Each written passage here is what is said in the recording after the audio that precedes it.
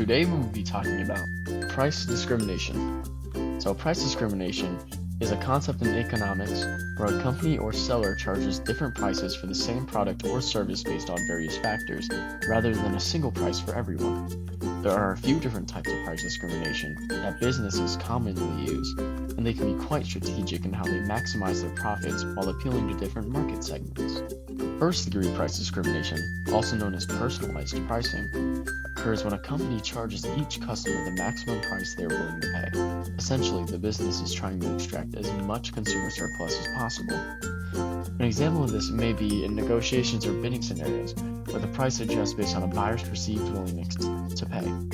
This kind of price discrimination is difficult to implement on a large scale, but it can be effective in personalized services like real estate or art auctions. Then there's second-degree price discrimination, which involves charging different prices based on the quantity consumed or the product's features.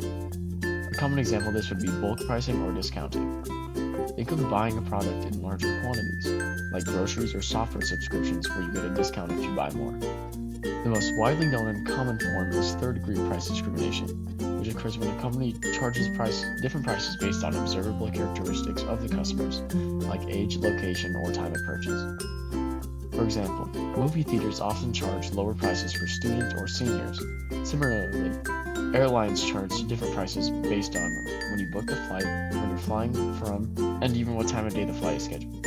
One thing to note is that for price discrimination to work effectively, the seller needs to have some market power, meaning they must be able to control prices and have customers who can't easily switch to competitors. There also needs to be some way to prevent customers from reselling the product or service they bought at a lower price, because that could undermine the whole pricing strategy.